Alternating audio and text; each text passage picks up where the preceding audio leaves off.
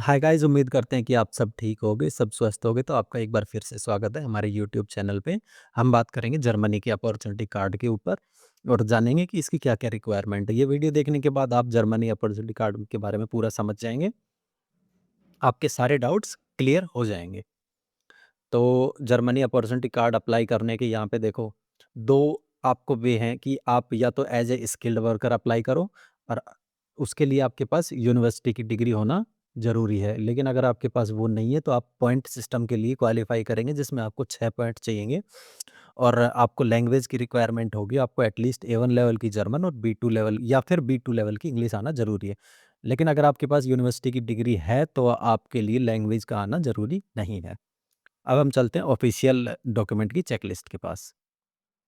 सबसे important document है हमारा पासपोर्ट जो कि लास्ट 10 साल में इश्यू हुआ हो और जिसमें 2 पेज खाली हों। दूसरा है वाइडेक्स का फॉर्म, इस पे आप क्लिक करोगे वाइडेक्स की वेबसाइट पर रीडायरेक्ट कर देगा और यहाँ पे by default language German select होगी, आप इंग्लिश सेलेक्ट करना, इस फॉर्म को फिल करना, family name, first name, country, date of birth, place, ये सब कुछ आप फिल करके कंटिन्यू पे क्लिक करोगे ना, तो ये फॉर्म आपका डाउनलोड हो जाएगा और ये आपकी फाइल में अटैच करना है। तीसरा है declaration of additional contact and legal representation information. तो ये आपके किसी साथ वाले की इन्फॉर्मेशन माँग रहा है जिसमें आप अपने घर के किसी भी सदस्य की दे सकते हैं। तो ये फॉर्म आप क्लिक करके ये फॉर्म फिल कर लेना। 2 current identical biometric passport photos, तो ये आपकी 2 फ़ोटो लगेंगी और इसमें लगेगी आपकी पासपोर्ट की कॉपी। 2 कॉपी लगेंगी A4 साइज़ की। Proof of financial sufficient financial mean, इसमें आपके 1091 यूरो के हिसाब से 1091 इंटू 12, तो ये लगभग होते हैं 13,000 यूरो। ये आप कोशिश करें कि पहले आप करंट अकाउंट में दिखाएं, लेकिन जब आप एम्बेसी जाएं और आपको बोला जाए कि करंट नहीं चलेगा, ब्लॉक अकाउंट में दिखाओ, तो आप ब्लॉक अकाउंट में दिखाना। लेकिन पहले तो आप कोशिश करना कि आप करंट में दिखाओ, तो क्या पता चल भी जाए, आपको ब्लॉक अकाउंट की ही ज़रूरत ना पड़े। प्रूफ ऑफ अकोमोडेशन, इसमें आप जर्मनी में एयरबीएनबी या फिर बुकिंग डॉट कॉम से बुकिंग करके दिखा सकते हैं और उन्हें सेटिस्फाइड कर सकते हैं आप जब इंटरव्यू के लिए जाएँ कि हम अकोमोडेशन बाद में ढूँढेंगे, हमारे पास 15 दिन की अकोमोडेशन है। प्रूफ ऑफ वोकेशनल और एकेडमिक ट्रेनिंग, इसमें आपका वर्क एक्सपीरियंस के जो लेटर्स हैं वो आप दिखाना।